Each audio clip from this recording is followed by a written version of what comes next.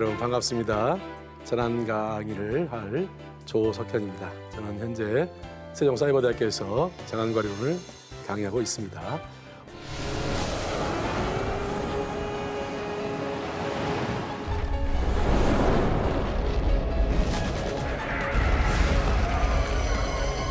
실제로 재난이라고 하는 것은 자기한테 자주 일어나지가 않아요.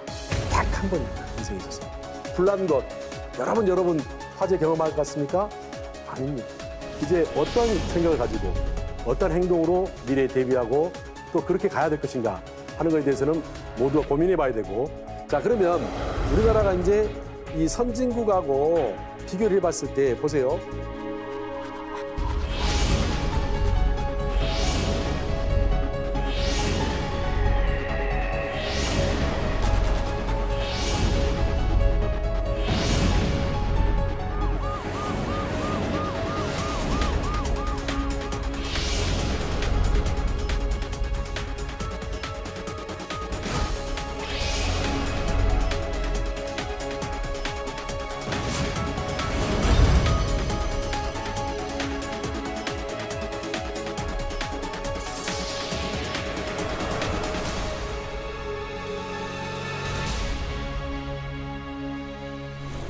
오늘 강의를 할 내용들은 주로 이제 기상학적 재해에 대해서 강의를 하겠습니다.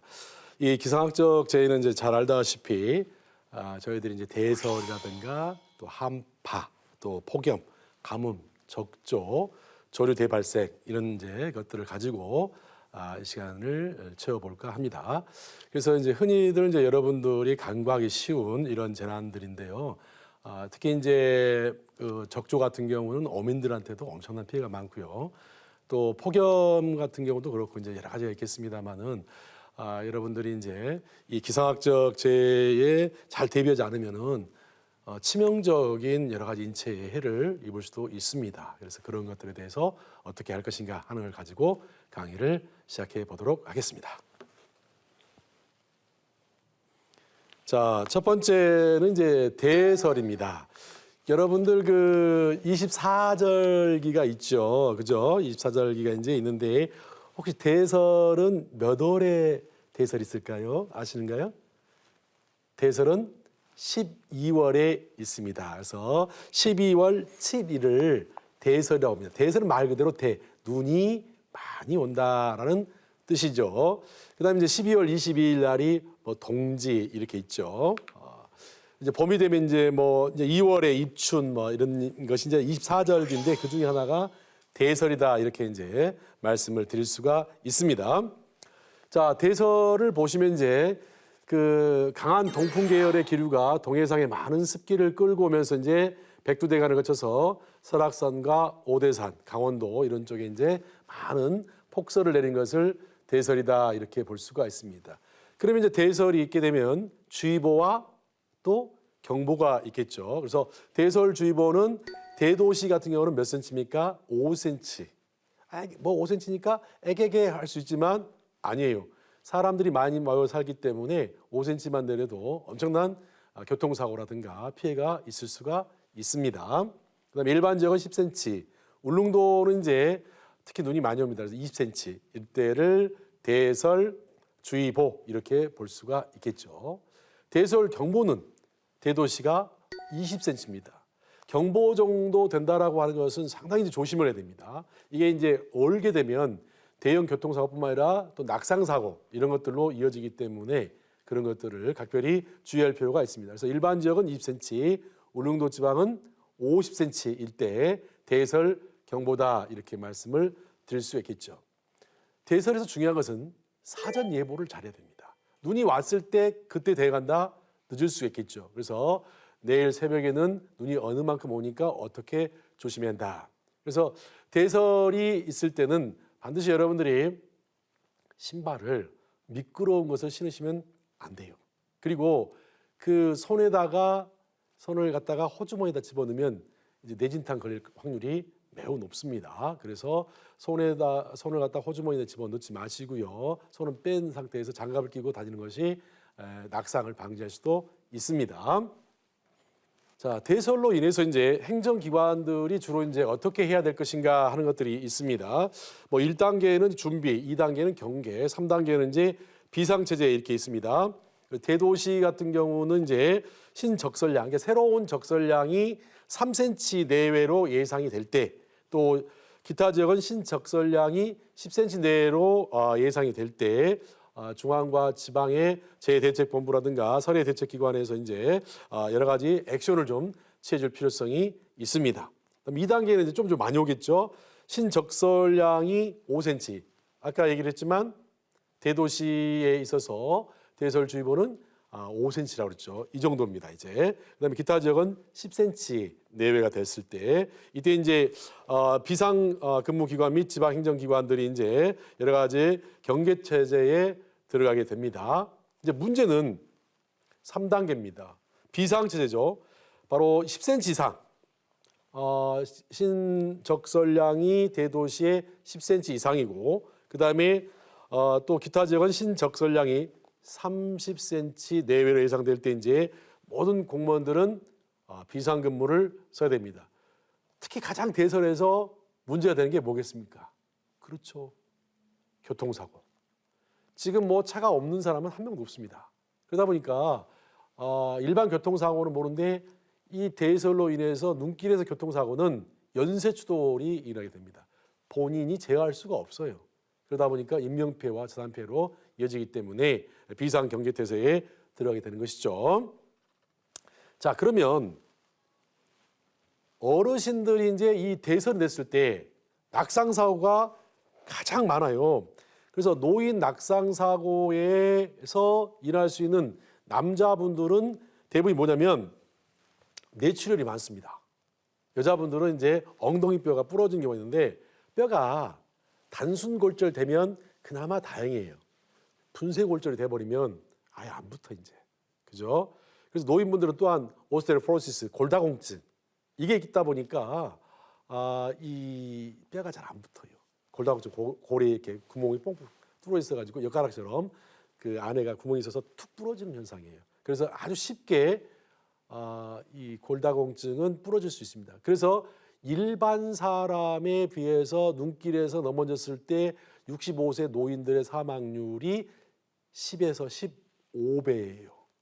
이렇게 높아요. 그러니까 여러분들 부모님들이라든가 할아버지 할머님들 눈이 많이 내렸을 때는 바깥에 가지 않도록 해야 됩니다. 보시면 이제 낙상줄 돼 있죠. 저렇게 꼬부라지는 경우도 있고요. 했을 때 대부분이 이제 호주머니에 손을 넣었을 때는 더 위험합니다. 그래서 반드시 손을 빼야 돼요. 왜냐하면 이 손을 짚을 수가 있기 때문이죠. 소주머니에 손을 넣었을 때는 미처 손을 빼지 못하면 그대로 어떻게 됩니까? 이 머리가 바닥에 충격을 입게 되죠. 그러면 뇌출혈이라든가 젊은 사람도 사망할 확률이 높습니다. 그래서 어설프게 생각하고 그냥 눈 온다고 좋다고 이렇게 뛰어다닐 것이 아니라 이런 것을 미리미리 대비하고 특히 겨울철에 눈이 많이 왔을 때 낙상해서 손을 호주머니에다 절대로 넣지 않을 것. 이게 철칙이에요. 그다음에 난간을 잡고 가는 것이 좋습니다. 젊은 사람은 또 난간을 잡고 가는 것이 더 안전하고 노인분들은 밖에 안 나가는 것이 훨씬 더 좋습니다. 자, 그다음에 이제 한파입니다.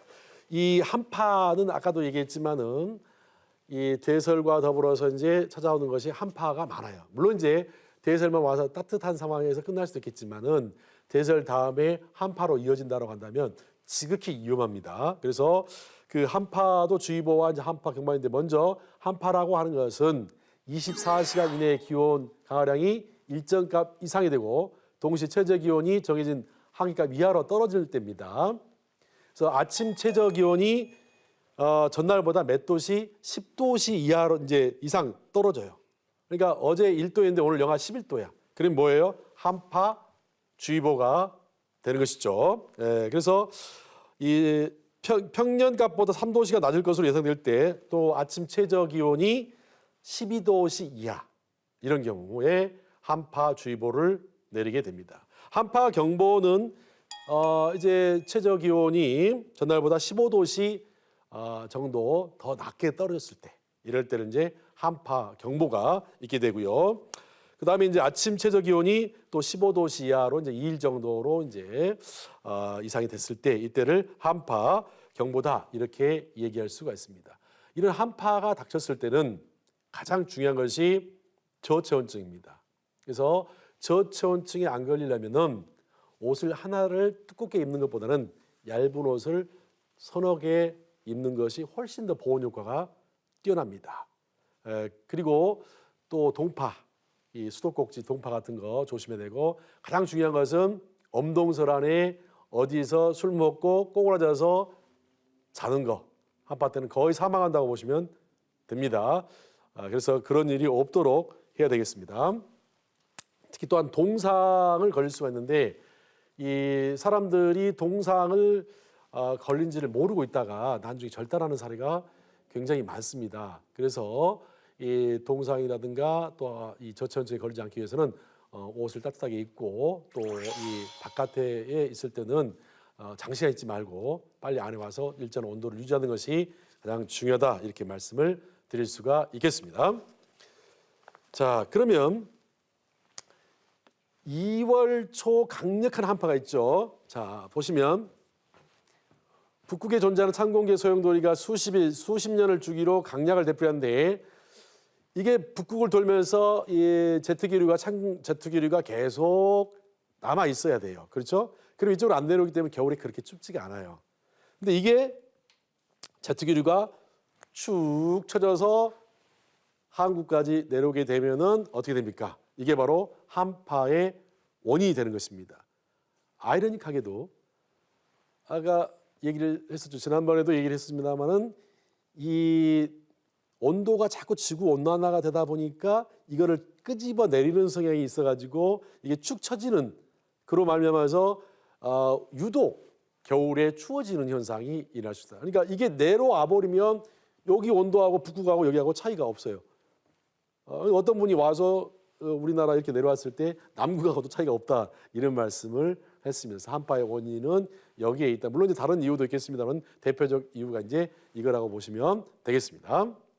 자, 한파의 재난 관리에 대해서는 이제 저체온증을 누누이 말씀을 드렸습니다만은, 우리가 36.7도가 이제 정상이라고 했을 때 온도가 40도까지 올라가도 사람이 죽지는 않아요. 42도 이상이 올라가면 사망할 수 있습니다. 근데 떨어지는 것은 급격히 위험합니다. 36.5도, 35도로 떨어지게 되면 여러분 거의 잘 못 움직입니다. 얼굴도 변해 있고 사람에 따라서는 죽을 수도 있어요. 물론 대부분은 35도로 죽지는 않는데 상황에 따라서는 사망할 수도 있습니다. 1도만 떨어져도 사망할 수가 있어요. 그래서 저체온증이 굉장히 무섭습니다. 그래서 이제 군인분들 같은 경우 이제 UDT라든가 특수부대 분들이 한 2km 겨울에 수영을 해요. 그럼 이 사람들이라고 해서 저체온증 안 걸리겠습니까? 그래서 수도꼭지에서 물을 파이프로 해가지고 뜨거운 물을 오면 바로 이렇게 부어줍니다. 그러면 살아나요. 또 이제 온도만 유지하면 되니까. 그래서 굉장히 위험합니다. 동상이 있을 때는 이제 걸렸을 때는 꼭 째는 옷이라든가 신발을 꼭 맞는 신발을 신으면 느슨하게 해서 동상 부위를 좀 보호를 해줄 필요가 있습니다. 그래서 동상은 집에서 치료를 하지 말고 빨리 병원 가서 전문가의 치료를 받는 것이 굉장히 중요합니다. 또 비비거나 막 이렇게 문지르거나 이렇게 되면 여기가 죽을 수가 있어요. 괴사가 일어나서 죽어버릴 수 있기 때문에 절대 그런 행동을 하지 말고 그대로 빨리 병원에 가서 응급처치를 받도록 해야 합니다. 그렇지 않으면 절단할 수가 있어요. 그래서 각별히 조심하셔야 되고, 그다음에 뇌출혈 같은 경우는 이제 특히 뭐 잘 알다시피 뇌출혈이 발생한 것은 이렇게 부딪혀서도 일어날 수 있지만 혈관이 점점 좁아져서 터지는 경우도 있습니다. 그래서 이 뇌출혈이 발생되면 여러분이 통증 중에서도 최고 단계, 산모가 아이를 할 때 통증을 최고 단계라고 보거든요. 이게 1이라고 봤을 때 그 정도의 통증이 오는 거예요. 그리고 하반신도 이제 마비가 오게 되고, 그다음에 말도 못하게 되고, 통증은 상상을 초월할 수 없을 정도로 그 통증이 오게 됩니다. 그래서 뇌출혈 굉장히 무섭고요. 응급처치 하지 않으면 사망하거나 장애가 늦으면 거의 장애가 발생을 합니다. 굉장히 위험하므로 빨리 병원에 가도록 해야 됩니다. 그러니까 이런 노인분들은 65세 노인분들은 한파 때는 반드시 동승을 하는 것이 굉장히 중요하다 이런 말씀을 드릴 수가 있겠습니다. 또한 차량 고립 시에는 연료를 최대 아껴야 됩니다. 왜냐하면 저체온증으로 사망할 수 있기 때문에. 그리고 핸드폰, 비상 배터리를 가지고 가야 되고 또 배터리 충전기를 겨울철에는 넣어 갖고 다니기 좋습니다. 고립됐을 때는 카메라 여러 가지 위치라든가 또 연락이 중요하기 때문에 그렇습니다. 또 동승자와 돌아가면서 자도록 하고 또 이 마우라 쪽에 눈이 쌓여가지고 막아버리면 어때? 연료가 역으로 어디로 들어와요? 차 안으로 들어오게 되죠. 그러면 그 연료 안에는 뭐가 들어있어요? 일산화탄소가 들어있어요. 독가스가 들어있습니다. 그래서 사망합니다. 못 모르고 절대로 눈이 막히면 반드시 쉽게 말하면 그 연료통 연기 나오는 거 있죠. 거기를 쓸어내서 제거를 시켜줘야 됩니다. 안 그러면 굉장히 위험해 사망하는 경우가 있습니다. 자, 이렇게 해서 이제 한파 재난 관리를 살펴봤습니다. 자, 저체온증 생각만 해도 끔찍하죠. 여러분 막 오한이 들고 막 이래요. 그래서 보세요. 이 온도가 쭉쭉쭉 떨어졌을 때 28도 정도 떨어지면 거의 사망이고요. 여기 보시면 이제 혼수 상태, 정신기능 둔화, 맥박, 호흡저하, 혈압저하, 근육도 이완되고 이제 축 처지고 막 이렇습니다. 또 뭐 강직이 되는 경우도 있고. 그래서 뭐 정상적인 건 상관없는데 33도에서 31도까지 가면 이제 근육이 빳빳해집니다. 이렇게 지나면은 빳빳해지는 거 있죠. 이런 상황이 되는 거예요. 그래서 동작이 경련적이고 불규칙합니다. 그리고 이제 여러분들이 정말로 이 저체온증에 대부분 걸리는 이유가 뭐냐면 평상시 괜찮아요. 등산 갔다 와가지고 아이고 좀 쉬어야 되겠다라고 해가지고 동굴 같은 데서 좀 기대 이렇게. 그래서 그대로 황천길로 가시는 분들이 있어요. 왜 그래요? 바로 땀이 나잖아요. 쉬어버리면 이게 뭐가 돼요? 동굴 안에서 옷과 함께 냉장고라고 생각하시면 돼요. 그대로 냉장고 역할을 합니다. 땀이 얼면서 그대로 냉장고에서 냉동인간이 돼버린 거예요. 저체온증으로 그래서 사망하는 분들이 굉장히 많습니다. 절대 겨울철에 땀을 많이 흘리고 한쪽에 쉬어버리면 안 됩니다. 어떻게 됩니까? 땀을 많이 흘리면서 옷은 벗고 갈아입고 샤워를 하고 다 말린 상태에서 옷을 입어야 됩니다. 안 그러면 이제 그 말릴 때까지 자면 안 돼요. 그래서 계속 돌아다니든지 해야 됩니다. 그래서 운동 실컷 해놓고 쉬어야지 피곤하니까 이러면 죽어요. 그래서 저체온증에서 죽기 때문에 각별히 조심을 해야 됩니다. 29도, 26도까지 떨어져 버리면 이제 뭐 이런 경우는 거의 뭐 사망이라고 봐요. 뭐 이론상으로는 의식불명이라고 하는데 죽었다고 생각하시면 됩니다. 이 정도 떨어졌으면 사망. 그래서 왜 우리가 텔레비에 보면 바닷가에 빠져 겨울에 낚시꾼들이 뭐 그런 사건이 있었죠. 그런데 뭐 한두 시간 버티면 될 텐데 왜 죽어? 왜 죽어요? 저체온증. 물은 평지보다 25배 이상을 온도를 뺏어가요. 그러니까 아무리 뜨거운 쇳물도 물에다 집어넣으면 어떻게 돼요? 금방 식어버리죠. 그런 인간이 물속에 찬 물속에 영하의 날씨에 넣어놓으면 어때요? 타이타닉 보고 봤을 때 막 영화처럼 영화는 많이 살죠? 못 살아요. 보통 사람 5분 안에 심장마비로 다 죽습니다. 겨울철에 빠지면 다 심장마비예요. 저체온증으로 다 죽게 됩니다. 그래서 오래 못 버틴다는 거 그런 점을 좀 잘 좀 유의하시고 절대로 물에 들어갔을 때 겨울에 또 빠졌을 때 빨리 온도를 높이는 것이 굉장히 중요하다 이렇게 말씀을 드릴 수가 있겠습니다. 자, 그다음에 이제 폭염에 대해서 말씀을 드리겠습니다. 사전적 의미로는 이제 살인적 더위다 이렇게 얘기를 할 수가 있어요. 그래서 이제 그 폭염은 인명 피해가 가장 큰 재앙이다 이렇게도 사전에는 나와 있습니다. 벌써 폭염 얘기만 들어도 벌써 한숨이 푹 나고 축 처지죠 이렇게. 그래서 열 지수라고 하는 것이 있는데 기온이 26.7도씨 이상 올라가게 되면 우리가 스트레스를 받아요. 그래서 그 열지수가 높을 때 사람 건들면 살인을 해요. 그래서 유독 여름에 살인자가 많이 나타나는 이유가 바로 그런 거예요. 층간소음에서도 여름에 욱하는 경우가 굉장히 많습니다. 여름에 사고를 많이 쳐요. 싸움도 많이 나고. 그래서 여름에 술 드시면 대부분 싸움할 가능성이 아주 높습니다. 왜냐하면 스트레스가 엄청 받아 있기 때문에. 그래서 이 열지수가 32도씨가 되면 스트레스 받는 정도가 32도씨가 되면 열사병이라든가 열경련, 열피폐 이런 것들이 일어날 수 있다. 이런 말씀을 드릴 수가 있습니다. 자, 그러면 또 이제 폭염이 나왔으니까 주의보와 경보가 있겠죠. 주의보는 이제 33도씨입니다. 33도씨 이상이면은 굉장히 덥죠. 이런 것들이 한 2일 이상. 폭염 TV에서 오늘 폭염주의보가 내렸습니다. 그래서 12시부터 4시까지는 외출을 자제해 주세요. 이런 얘기가 많이 나옵니다. 폭염 경보는 이제 35도씨예요. 35도씨 이상이 이제 2일 이상 되고 열지수가 41도씨까지 올라가요. 그다음 열지수가 있고 열파지수가 있어요. 열파지수란 건 뭐냐면 체감온도예요.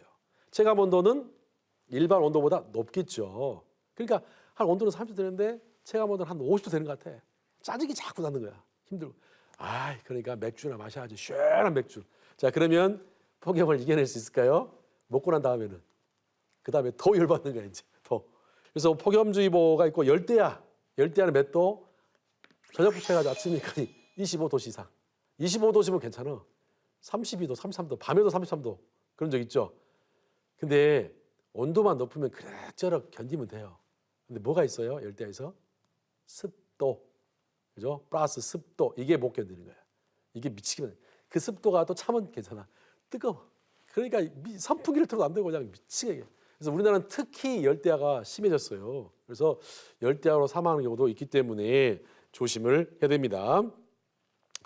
자, 뭐 그러면 폭염에 견딜 수 있는 방법은 시원한 데 2시간 이상 있으면 됩니다. 시원한 데로 가면 돼. 그러니까 여름에는 응지로 자주 다니시고 응지로 가야 돼요. 그림처럼 이렇게 응지에 있는 것이 좋습니다. 자, 그다음에 이제 폭염의 주요 원인으로서는 이제 그 지구 온난화가 있습니다. 그 오존층이 O3가 파괴되면 오존층이 이제 있으면 이렇게 햇빛이 내릴 때 여기서 걸러주잖아. 쉽게 말하면 적외선 같은 것을. 근데 이게 없어. 구멍이 뻥 뚫려 있어. 그러면 어떻게 태양이 그대로 와서 여러분 피부에 적외선을 때려버리니까 피부가 어떻게 해요? 바로 녹아가고 피부암이 걸릴 확률이 매우 높죠. 비타민 D가 중요한 게 아니에요. 그래서 문제가 될 수 있고 더 뜨거워요. 이제 오존층의 파괴는. 그래서 지구가 더 더워지는 거예요. 또 사막화. 나무들이 자꾸 죽죠. 특히 중국이라든가 이런 데 사막화로 인해서 황사도 이런 이유가 있고요. 또 열대림의 개발로 인해서 열대림이 나무를 다 잘라버려. 그러니까 그것들이 나무가 없어지니까 이제 여러 가지 측면에서 더워질 수밖에 없어요. 산소도 부족하게 되고 그렇습니다. 또 산호초의 파괴. 바다에서 산소의 75%가 바다에서 생성이 돼요, 여러분. 뭐 열대림이 아닙니다. 그래서 바다가 75%를 형성하기 때문에 갯벌에는 다 해서 75%예요. 그래서 절대로 이 바다를 오염시키거나 바다를 파괴하면 인간은 끝입니다. 그래서 바다가 굉장히 중요하고 특히 갯벌이 굉장히 중요합니다. 재난에서도 갯벌을 살려야 됩니다. 그다음에 이제 엘니뇨. 그 보통 여기가 이제 남미예요. 여기가 호주라고 합시다. 그러면 이렇게 따뜻한 기온이 이렇게 무역풍을 타고 이렇게 이제 서쪽에서 그러니까 동쪽에서 서쪽으로 가야 맞아요. 근데 엘니뇨 현상이 일어나게 되면 어떻게 되면 거꾸로 가는 거야. 따뜻한 온도가 해우가 이렇게 이제 페루 쪽으로 가는 거예요. 페루 쪽으로 가니까 따뜻한 온도가 어떻게 온도가 올라가면서 여기가 뭐가 수증기가 생기죠. 수증기가 생기니까 뭐가 생겨요? 이제 구름이 생기면서 비를 몽땅 남미에다가 페루에 때려버린 거야. 그래서 엄청난 폭우가 내리게 되고 막 재난이 발생. 옛날 비가 안 왔는데. 그러면 이쪽에다 남미 쪽에다 폭우를 때렸으니까 이 오스트리아 이쪽에 서쪽은 어떻게 돼요? 이제 엄청난 가뭄이 또 시작되는 거야. 이런 이상 기온이 일어나 버린 것이죠. 그죠? 이게 바로 엘니뇨. 거꾸로 되면 이제 라니뇨 이렇게 하는데 그 엘니뇨가 이제 큰 문제가 이제 되는 거예요. 그래서 3 내지 5년 주기로 이제 저 엘니뇨 현상이 일어나게 됩니다. 또 티벳 고원의 적설량. 적설이 많으면 그 여름에 이제 찬 공기들이 많이 형성이 돼요. 그래서 찬 공기 오기 때문에 시원해. 근데 이게 눈이 안 와도 조금 오면 어떻게 돼요? 더운 공기가 이제 많이 있겠죠. 그러니까 이게 이제 여름에 죽는 거예요. 또 이제 티벳 고원에 눈이 없으면 이게 더운 공기 와가지고 우리나라 더워요. 그 다음에 열섬 효과는 이제 잘 아시다시피 건물들이 빼곡히 들어서 있고 에너지를 많이 방출하니까 도시가 덥잖아요. 그런 현상들이 이제 이 폭염이 일어나는 것입니다. 그래서 이제 뭐 열섬 효과는 온실 효과가 일어나는 그런 이유도 되죠. 그래서 그런 이유 때문에 폭염의 주요 원인이 된다. 자, 이 폭염의 영향은 이제 뭐 열대야 아까 얘기했죠. 열대야는 뭐 25도씨로 있는데 잠 못 잔다. 그래서 그다음 질병은 이제 보통 이제 무더우면 아무래도 세균도 많이 번식하고 또 피가 역류해요. 피가 역류해 버리면 어때? 거꾸로 돌아버리면 모든 기능들이 제대로 안 돌아가겠죠. 실신할 수도 있고 위험합니다. 뇌출혈도 이제 발생할 수도 있고 사망을 하는데 어린아이 같은 경우는 영유아를 5세 이하라고 그래요. 얘들은 열 조절을 못해요. 그렇기 때문에 그 미지근한 물로 열대가 있을 때는 식혀줘야 됩니다. 이렇게 애들을 방치하고 그냥 거기다 이불까지 덮어줘요. 죽으란 소리예요. 그렇죠?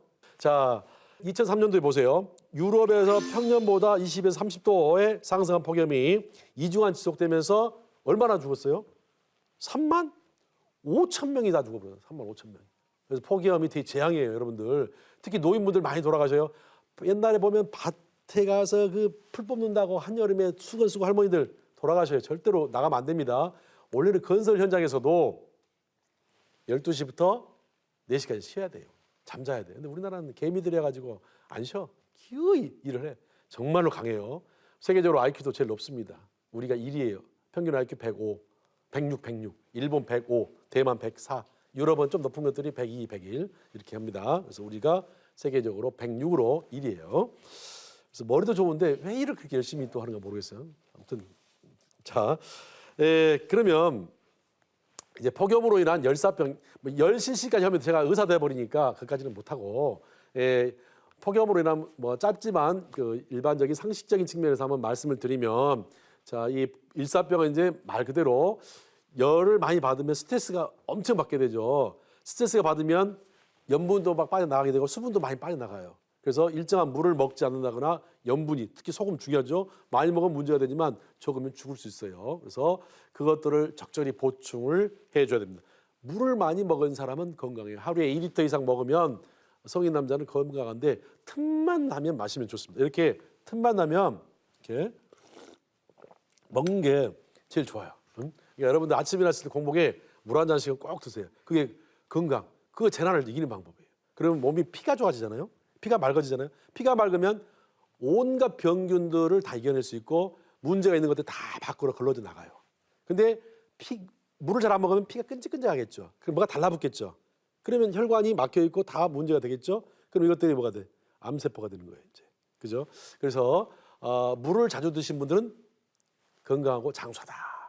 반드시 물을 많이 드세요. 그래서 어른들은 밤에도 잘 때도 항상 물을 갖다가 잘 때 옆에다 둬요. 그런 심장마비 같은 거 이를 막기 위해서 그런 것도 있겠지만 현명했다는 것이죠. 자, 그래서 이제 증상은 노인에게서 일어나는 경우가 흔하고요. 땀을 많이 흘리고 두통, 위압감, 또 구역, 구토나 구역질을 자꾸 밥 다 먹는다 그런다. 일단은 이쪽에 좀 문제가 있다. 뇌 쪽에 문제가 있다. 구토를 하고 그리고 피도 난다. 코피에서. 그러면 뇌출혈일 가능성이 높기 때문에 어디로 가야 돼 빨리?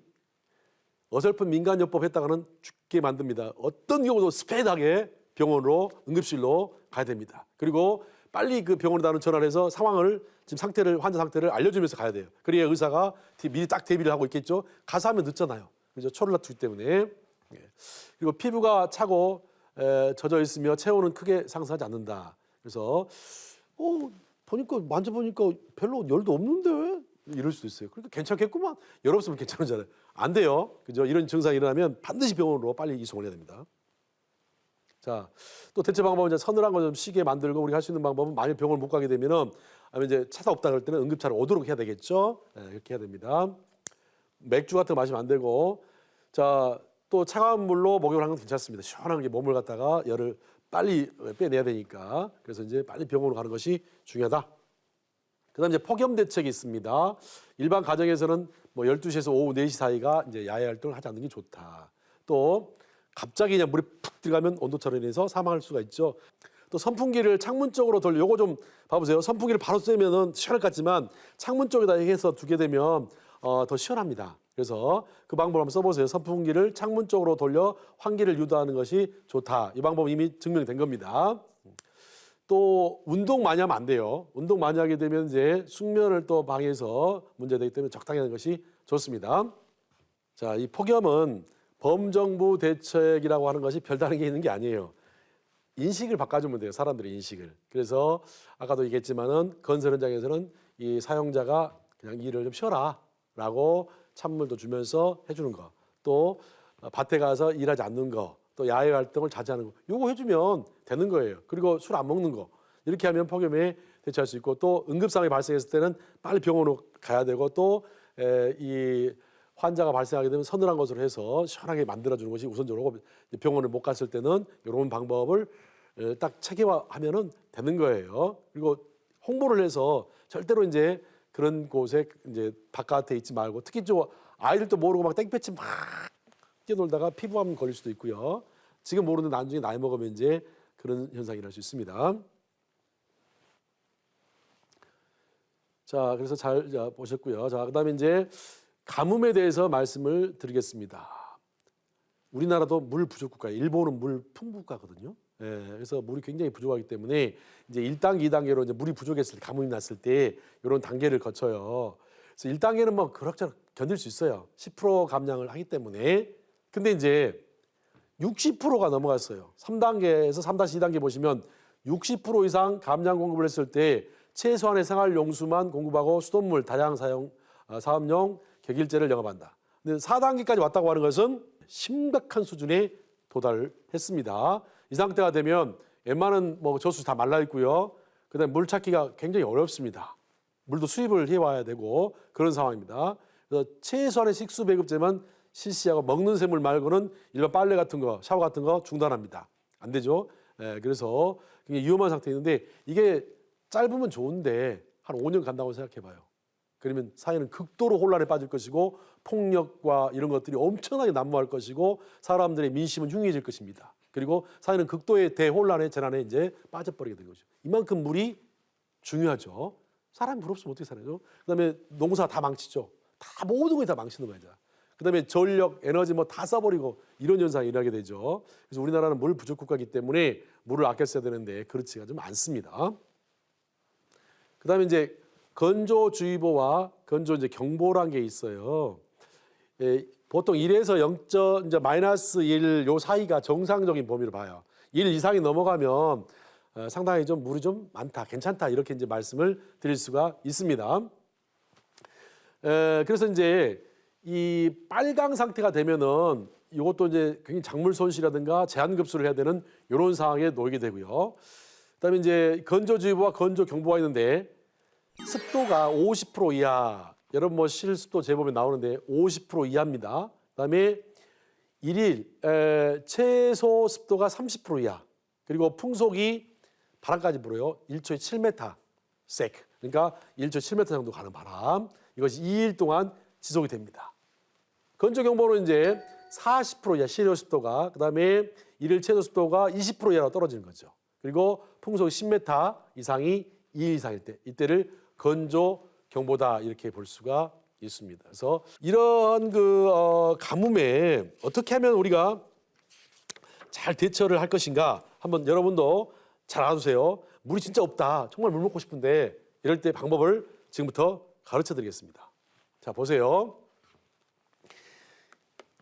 아무리 여름이라고 하지만 저녁하고 새벽하고 낮하고는 온도 차이가 있습니다. 그래서 새벽에 보면은 이 잔디라든가 아니면 풀에 물방울이 맺혀져 있어요. 그죠? 그러면 그 수건 같은 거를 발목에다가 묶고 이렇게 하고서 다니면 수건 어떻게 돼요? 수건 적시겠죠? 그를 짜서 먹으면 더럽죠. 더러운 수건은 안 되죠. 그러니까 깨끗한 수건을 하게 되면 극한 상황에서 살아남을 수 있습니다. 그렇죠?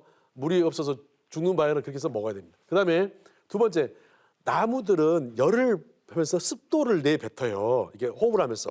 그래서 호흡을 하면서 뱉기 때문에 이 비닐 봉지가 이렇게 있으면 이렇게 쌓아놓으면 그 호흡으로 인해서 물방울이 생겨나요. 그래서 비닐 봉지 조그만 걸 몇 개만 이렇게 달아놔도 물이 상당히 생깁니다. 먹으면 살 수가 있어요. 그다음에 비닐이로 좀 구덩이를 파요. 파가지고 여기다 비닐로 이렇게 해서 밑에다 양동이를 이렇게 놔든가 이런 컵을 둔다든가 해서 놔두면 여기서 습도가 올라갈 거 아니에요? 그러면 비닐에서 이렇게 뭉치는 거야, 습도가. 그러면서 거기서 물방울이 떨어지면서 저기 그릇으로 물이 들어와요.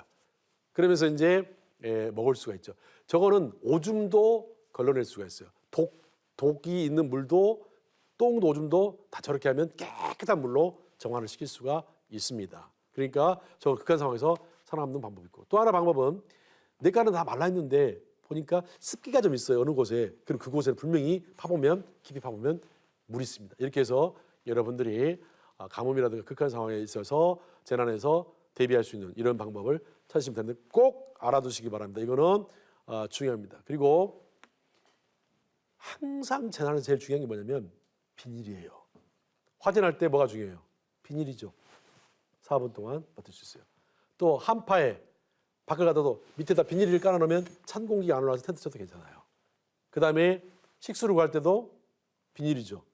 그래서 비닐이가 굉장히 쓸모가 있고 대형 재난에서도 사람 생명을 살릴 수 있는 측면에서 매우 중요하게 작용을 합니다. 그래서 비닐을 잘 항상 텐트라든가 이럴 때는 비닐을 가방 속에다 넣어갖고 다녀야 돼요. 그런 것이 재난을 막을 수가 있고 또 재난에 대비가 될 수가 있습니다. 자, 가뭄 대책 예방과 대비해서 이제 용수 관리를, 이것은 뭐 일상적인 얘기가 되겠습니다만은 용수 관리 시스템을 잘 개발해야 되고 또 수리 시설과 양수 시설을 잘 정비를 하는 것이 중요합니다. 또 중장기 뭐 대책을 세워야 된다, 물 전략을 해야 된다. 이것은 일상적인 얘기가 되겠죠. 마찬가지로 대응과 복구도 가뭄 대응 활동 체계를 확립해야 된다, 단계별 제한 급수를 해야 된다, 또 긴급 식수원을 확보하고 생활 용수를 공급한다, 절수 운동을 해야 된다, 이런 얘기했는데 물을 아껴야 되겠다는 생각을 머릿속에 딱 이게 인식이 돼야 돼요. 그렇지 않으면 이런 것들이 잘 안 됩니다. 그래서 중장기적으로 정부가 대책을 세우게 되고 또 물이 부족했을 때 정말로 극한 상황에서는 바닷물을 민물로 정화를 시켜서 먹는 방법. 이거 아마도 미래는 그렇게 될 겁니다. 그래서 물 부족이 아닌 이제 항상 물에 이제 이렇게 시달리지 않는 이런 체계가 되지 않을까 이렇게 생각이 됩니다. 자, 아무래도 이 가뭄에서 이제 가장 큰 피해를 입는 것 중에 하나가 이제 농민들이겠죠. 농작물 자체가 재배를 할 수가 없기 때문에 그렇습니다. 또 겨울철 가뭄도 심하고요. 그렇습니다. 그래서 다 이게 먹는 식수원도 지금 부족하고, 그래서 여러분들 우리나라 보세요. 겨울하고 봄 가뭄에 항상 정부가 뉴스에서 하는 말이 가뭄이라고 말합니다. 그만큼 충분한 강수량이 되지 않고 있습니다. 그래서 그러면 이거를 어떻게 할 것인가, 마냥 지하수만을 개발할 것인가 하는 것도 이제 고민을 해봐야 되고, 중장기적으로 저수지를 늘릴 것인가, 댐을 만들 것인가 이런 것도 이제 고민을 좀 해봐야 될 그런 상황이고, 또 인공강우를 이제 앞으로 4차원의 혁명과 더불어서 인공강우를 돈을 좀 적게 들여서 만드는 방법. 중국은 이미 인공강우를 만들어내고 있습니다. 우리도 뭐 할 수는 있는데 아직까지 중국만큼 기술은 따라가지 못해요. 중국이 그 분야에는 상당히 좀 발달했어요. 그래서 미래는 그 인공강우도 만들고 바닷물을 이제 민물화시키는 이런 이제 전략들이 필요하지 않을까 이렇게 생각이 되어집니다. 자, 그다음에 이제 적조입니다. 이 적조라고 하는 것은 이제 말 그대로 플랑크톤이 이제 많이 증식하는 거예요. 그 플랑크톤이 이제 여러 가지 그 이상적인 뭐 생활 오폐수라든가 온도라든가 이런 거에 의해서 이제 많이 발생을 해가지고 그 양식장 연안으로 쫙 밀려와요.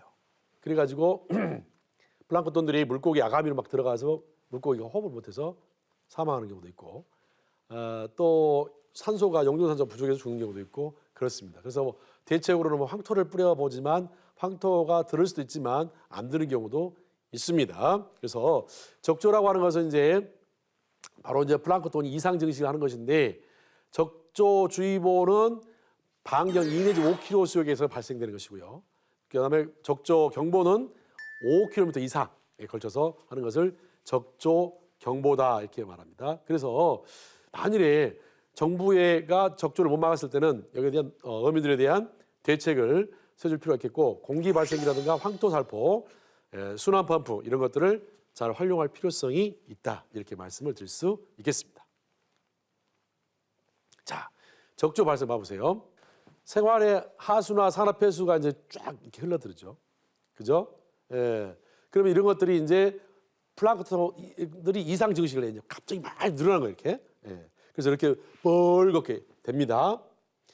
그러면서 이제 이것들이 죽어가지고 이제 밑에 쌓인 경우도 있어요, 이렇게. 쌓이면 어떻게 돼요? 바다를 또한 오염시키죠. 그 다음에 이제 적조가 많아지게 되면 이것들이 이제 여러 가지 뭐를 막 분해하면서 용존산소, 산소가 많이 필요하죠. 산소를 많이 먹어버리니까 어떻게 돼요? 산소가 바다에 부족하죠. 그러니까 물고기를 키워야 되는데 물고기들이 산소 공급을 했는데 안 돼. 그럼 죽는 거예요, 이제. 이게. 그래서 요것들이 또 휴먼 포자라 해갖고 밑에 바닥에가 또 딱 숨어 있다가 어느 순간 또 기어 나와요, 이게. 이게 잠복해 있다가. 이렇게 또 계속 늘어나 버려요. 이거 보세요. 물고기가 이렇게 다 죽어요. 뭐 한두 마리가 아니라 다 성어들인데 예, 다 죽어 있단 말이에요. 그래서 적조에서 이제 황토를 살포하는데 이것만 가지고는 어렵기 때문에 이런 시스템들을 또한 대비를 해서 여러 가지 인공지능이라든가 사물 인터넷 이런 것들을 활용할 필요가 있겠고 빅데이터를 활용해서 그러니까 7월이나 8월 때 어떻게 해야 될 것인가 하는 것도 이제 대안으로 마련을 해야 될 걸로 생각이 되어집니다. 그래서 여기에 대해서 이제 향후에 이런 대책들을 많이 강구할 필요가 있습니다.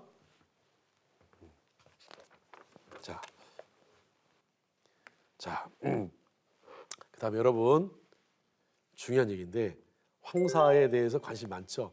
황사하면 따라다니는 게 뭐예요? 미세먼지죠. 예. 요즘 황사 미세먼지 하게 되면 막 마스크 쓰고 외계인처럼 다니는 분들 많아요. 예, 그렇다고 해서 뭐 황사가 다 막아진 거 아니죠. 보통 미세먼지 같은 경우는 50 마이크로그램 정도를 정상으로 보고 있고 일본은 한 30 마이크로그램. 근데 이제 막 80 마이크로그램, 120 마이크로그램 이럴 때는 이제 심각한 수준이고 그런 것들이 어디로 들어가요? 여러분 마스크 써도 좀 일부는 폐로 들어가 버려요. 폐로 들어가 가지고 폐에서 이렇게 웅크리고 있다거나 또 여러 가지 장기들을 공격을 하겠죠. 그러면서 문제를 유발시켜. 그러면 어떤 세포가 기다리고 있어요? 여러분 몸속에서 이거 뭐야? 에? 이거 어떤 것들이야? 백혈구나 이것들 막 공격을 해보겠죠. 그래도 안 돼. 그럼 모순 세포, 암세포가 꿈틀거리기 시작하는 거죠. 그럼 내가 한번 해결해 볼까? 이러다가 이제 폐암이라든가 여러 가지 암에 걸릴 수 있는 가능성이 높은 게 바로 저기 미세먼지입니다. 그래서 그 황사와 미세먼지 주범이 우리나라도 되지만 주된 주범은 어디예요? 중국이나 몽골, 특히 중국의 근대화 과정에서 심각한 미세먼지를 유발시키고 있습니다. 그래서 보시면 황사는 이제 작은 모래나 황토가 이제 하늘에 떠다니다가 있는데 한반도와 일본은 1 내지 10 마이크로미터. 약한 황사가 자 1시간 미세먼지 농도는 200에서 300 마이크로미터. 보통 황사는 300에서 500 마이크로미터. 강한 황사는 500 마이크로미터 이상 이렇게 얘기할 수 있죠. 황사의 발원지는 바로 이제 뭐 중국과 몽골 사막지대, 타클라마카라든가 여러 가지 뭐 오르도스, 코비 지역, 만주 뭐 이런 데서 일어납니다. 그래서 황사의 발생 원인과 과정이 이제 봄철에 쉽게 말하면 토양이 녹잖아요. 토양이 녹으면서 건조한 바람이 불어요. 그러니까 이게 이제 마르잖아. 녹은 게 말라. 마르면 바람까지 불어. 그럼 이게 날리죠? 날리면서 약한 것은 이제 부유해가지고 1년 동안 하늘에 떠 있다가 태평양까지 가, 미국까지 가요. 미국까지. 중국에서 미국까지 가. 이런 경우도 있어요. 뭐 좀 무거운 것도 떨어지겠지만 그런 게 있어요. 그래서 황사주의보는 황사로 인해서 1시간의 평균 미세먼지 농도가 400 마이크로, 세제곱미터당 400 마이크로 이상, 이 2시간 이상 되면 그렇고요.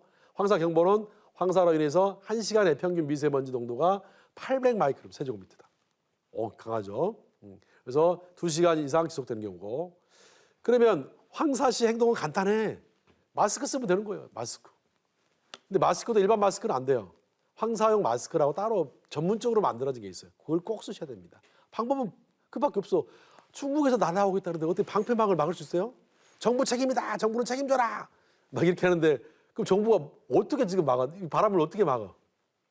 다만 향후에 중국이 근대화 과정에서 그런 미세먼지가 안 날 수 있도록 이거를 현대화로 바꾸는 방법밖에 없고 또 그 사막지대가는 나무를 많이 심는 방법밖에 없어요. 그래서 나무 많이 심어요. 다들 해요 그거를. 중국한테도 자꾸 좀 그 공업화에서 좀 무분별하게 대기로 좀 발산시키지 말라 이런 얘기도 하고 있죠. 그다음에 실내 공기 정화라든가 있고 앞으로는 공기청정기요.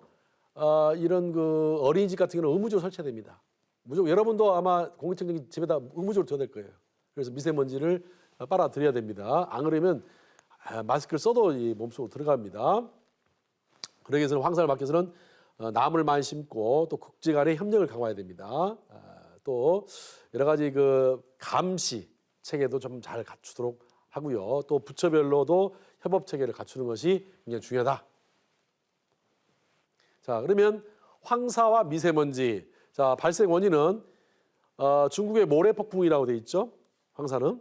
그다음에 이제 미세먼지는 대기 오염 물질입니다. 근데 중국에서도 하고 우리 자체적으로도 문제가 있어요. 그래서 예보기관은 이제 황사는 기상청이고 미세먼지는 환경부나 국립환경과학원에서 하게 됩니다. 특보 발표도 황사는 기상청에서 하고 미세먼지는 이제 16개 지자체에서 하게 됩니다. 자, 그 황사주의보 같은 경우는 이제 1시간 평균 미세먼지가 보면 농도가 400 마이크롬. 아까 얘기를 했었죠. 뭐 경보 같은 경우는 800 마이크롬이고. 그다음 미세먼지는 1시간 평균 미세먼지 농도가 세제곱미터 150 마이크로그램. 그죠? 이때는 이제 주의보. 300 마이크로그램은 경보. 정상이 얼마라고 그러세요? 50이죠. 50 마이크로그램 세제곱미터당 150은 굉장히 높은 거예요. 그렇죠? 예. 자, 그래서 미세먼지가 더욱더 위험한 것은 인체 폐에 박혀버린다는 거죠. 그리고 그것들이 암을 유발시키고 호흡기를 장애를 가져오게 되고 알레르기를 일으킵니다. 그래서 현대인 치고 질병이 없는 사람 단 한 명도 없습니다. 나는 정말로 아무 데도 안 아프고 아무 이상도 없고 알레르기도 없고 아토피도 없고 아무도 없다. 있을까요? 없습니다. 어디가 아프든지 문제가 반드시 있어요. 하나씩은. 자, 그 황사와 미세먼지의 위험성을 보시면 미세먼지로 인한 질환별 사망자 수와 사망률 보세요. 자, 이 보시면 뇌졸중이 148만 명, 그죠? 예. 허혈성 질환이 이제 150만 명, 예. 이런 것이 되고, 또 급성항해도가 가면 12만 명, 폐암이 22만 명, 뭐 그다음에 폐쇄성 질환이 38만 명. 자, 이게 다 뭐 때문이에요? 뭐 때문이죠? 바로 미세먼지 때문이에요. 미세먼지가 이렇게 죽게 만드는, 이렇게 많이 죽어요, 사람들이. 미세먼지 때문에. 그러니까 미세먼지를 그냥 그까짓 것 했는데 이렇게 우리한테 치명타를 먹인다는 것을, 사망에 이르게 된다는 것을 이제 알게 됐죠. 그래서 정부도 발벗고 나서는 것이고 대통령도 발벗고 나서야 돼요. 안 그러면 국민들 불만이 엄청 커져요. 대책이 뭐냐? 왜 가만히 있냐? 정부의 지도까지 떨어지게 되죠. 그래서 황사와 미세먼지 크기를 비교해 보세요. 머리카락 비리가 둥그란 거라고 생각해 보세요. 머리카락이 둥그런 크기예요. 이때 미세먼지 봐보세요. 2.5 마이크로미터 이하입니다. 그죠? 예. 그다음에 꽃가루가 40 마이크로미터, 진먼지가 4 마이크로미터, 황사가 10 마이크로미터. 머리카락 굵기가 저만한데 세균들은 더 작죠. 0.5에서 1. 보세요. 저런 것들이 우리한테 치명적인 영향을 미치죠. 정말 조그만 것들. 큰 것은 문제가 안 돼요. 작은 게 문제가 되는 거예요. 저렇게 작음에도 불구하고 심각한 문제를 보이지도 않아요. 거의 맛있고 매일 이것들이 우리 몸에 쌓인다고 하는 것이죠. 자, 그래서 마스크가 있는데 보통 80에서 120이면 80에서 120 마이크로그램이면 좀 나쁘다고 그랬죠. 아까 우리나라 50이 기준이고 120, 200은 아주 나빠요. 그다음에 200 이상이 넘어가면 밖에 나가면 안 됩니다. 마스크 써도 문제가 될 수 있기 때문에. 그렇죠. 그래서 그 황사용 마스크가 보건용어로 KF80, KF94, KF99 이런 게 있어요. 그래서 보통 80% 이상, 심지어는 그 보시면 KF99 같은 경우는 99%를 막는다고 해서 99%라는 이름이 붙어 있어요. 이 정도로 거의 완벽히 미세먼지를 막습니다. 그래서 이런 걸 쓰는 게 좋아요. 대책은 그밖에 없어요. 나가지 않고 황사 마스크 쓰고 공기청정기 돌리는 거, 그다음 물 먹고, 다른 건 없어요. 그죠? 네. 그다음에 낙뢰입니다. 6, 7, 8, 9. 특히 뭐 7, 8월에 무서운 하늘의 신, 벼락신. 그죠? 우리가 이제 낙뢰하고 여러분들 번개하고 천둥 구별할 수 있어요? 대부분 그것이 똑같은 거 아닌가? No. 낙내는 떨어지는 거예요. 떨어진다. 그러니까 이게 천둥이나 이것이 떨어져서 지상에 닿으면 그게 낙내예요. 반짝반짝 소리 난다. 반짝반짝 이게 뭐예요? 번개. 그다음에 꽝꽝꽝꽝 뭐예요? 천둥. 꽝꽝꽝꽝 떨어지는 세 가지. 빛나고 소리 나고 떨어지면 세 가지 다. 그래서 이럴 때는 천둥, 번개, 낙내 다 하는 거죠. 벼락친다 뭐 이런 얘기가 있지 않습니까? 그래서 낙내라고 하는 것은 이제 빛의 속도의 10분의 1이에요. 빛이 1초에 얼마나 갈 것 같습니까? 33만 킬로를 갑니다. 똑딱. 지구에서 달까지가 38만 킬로죠. 그러니까 똑딱 하면 벌써 달 근처에 가 있어요. 이게 빛의 속도입니다. 그죠? 그러니까 여러분들 우주에 보면은 뭐 10억 광년 계산 못해 이거 해봤자. 그죠? 1광년만 해도 계산 안 되죠? 예, 그러니까 1초에 33만 킬로니까 1년짜리도 계산 못합니다. 하루도 계산하기 힘들어요. 그러니까 10분이니까 1초에 얼마나 가요? 3만 3천 킬로 속도로 낙내가 가요. 근데 이제 지난번에 골든타임을 얘기하면서 골든타임이 3분이다 5분이다 이런 얘기가 들어서 내가 말했어요. 그러면 그 3분 기준이 뭐냐? 벼락이 치고 나서 골든타임이 3분이다. 웃기는 소리지 마라. 3분 벼락이 치기 시작하면 이미 늦었다. 그건 골든타임이 아니다. 못 피한다. 얼마나 빠른지 아냐? 3만 3천 킬로를 1초에 간다. 당신 슈퍼 사이언이냐? 드래곤볼에 나온 초사이언이냐? 초사이언도 못 피한다. 왜 그런 소리 하냐? 그렇지. 엉뚱한 소리. 그건 거짓말. 국민을 대놓고 거짓말하는 거예요.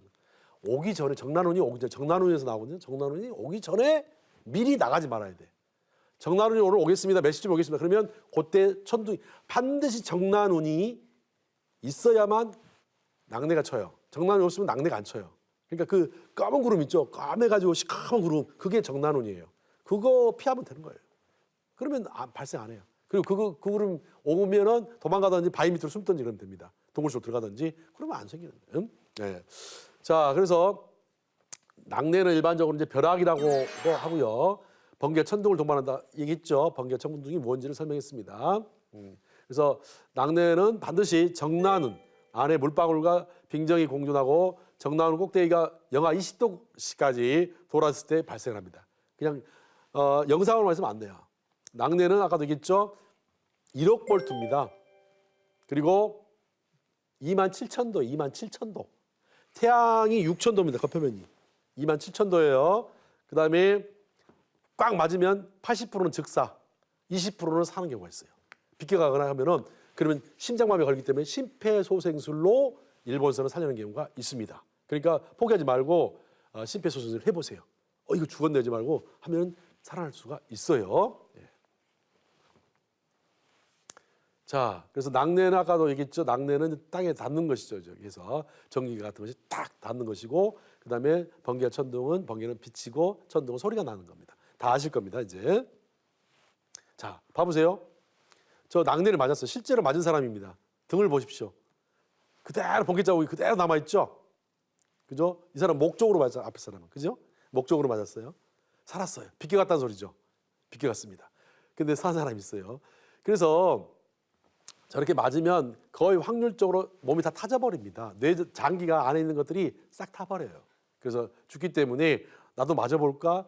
근데 아이러니하게도 이게 사실인지 아닌지 모르는데 미국에서는 80대 할머니가 낙내를 맞았는데 20대 처녀로 변해버렸어요. 어디서 많이 본 영화 같은데, 그죠? 우리나라 영화도 있죠. 그런 영화가 생각납니다. 실제로 있었던 거라고 해요. 뭐 믿거나 말거나입니다. 그래서 저만큼 무섭다니까 절대로 이 낙내가 칠 때는 자, 한번 물어볼게요. 나무가 많은 곳에 숨어야 될까요? 나무가 없는 한 그루 두 그루 있는 들판으로 가야 될까요? 어느 곳으로 가야 낙내에 더 안전하게 자신을 보호할 수 있을까요? 자, 여러분 생각할 때는 들판에 가면 낙내에 맞을 확률이 매우 높습니다. 숲속으로 들어가게 되면 나무가 많기 때문에 때린다 하더라도 자기한테는 피해가 없습니다. 그래서 숲속으로 들어가세요. 알겠죠? 아니면 바위 속, 동굴 속으로 들어가거나 도저히 못하다가 움푹 패인 대로 하거나, 그 다음에 바위 위에 있는 것은 매우 위험합니다. 북한산에서 5명인가 바위 위에 있다가 다 죽었죠. 사슴들이 몇백 마리, 300마리가 동시에 다 죽어 있죠. 왜? 바위 위에 있었기 때문에. 벼락에 땅 때리는데 바위에 뭐가 있어요? 물기가 있죠. 이게 낙뢰가 때리면 물기가 있어요. 비가 오니까 물기 있으니까 그대로 전기가 그냥 1억 볼트라고 했죠. 1억 볼트, 200볼트가 아니에요. 1억 볼트의 전류가 흐릅니다. 다 심장마비로 다 사망이에요. 월별 낙뢰 피해 발생을 보시면 어때요? 8월에 제일 많죠. 8월에 5년 동안 해봤더니 그러니까 6, 7, 8월이에요. 7, 8월에 여름에 제일 많아요. 그래서 특히 8월에 뭐 언제 맞든 뭐 계절별로 아무 때나 맞든 죽는 건 마찬가지인데 그래서 7, 8월에 특히 정난운이 왔을 때 조심을 해라 하는 얘기가 되겠습니다. 자, 이 낙뢰를 이제 잘 보셨지만 낙뢰는 이제 잘 다시피 바로 밖에 나가지 않는 게 좋고 차 밖보다는 차 안이 더 안전합니다. 그래서 차 밖은 위험하기 때문에 차 안에 있고요. 뾰족한 걸 들고 다니지 마시고 쇳덩어리 들고 다니지 마시고 낚싯대 쳐들면 안 돼요. 이거 TV에서 몇 번씩 얘기했어요. 그 상식만 잘 지키면 안 죽습니다. 그리고 바위에 있지 말고 등산 갈 때 특히 바위 위에 있으면 안 됩니다. 낙뢰 칠 때는 반드시 일반적으로 바위 밑으로 가든지 그렇게 해야만 됩니다.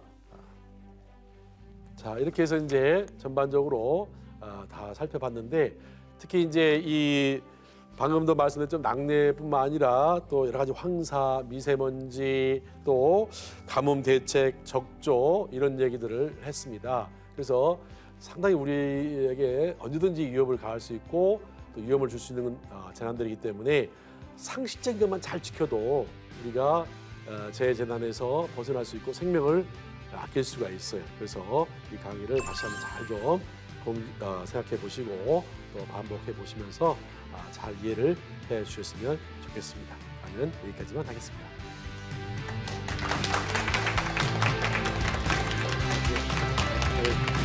네.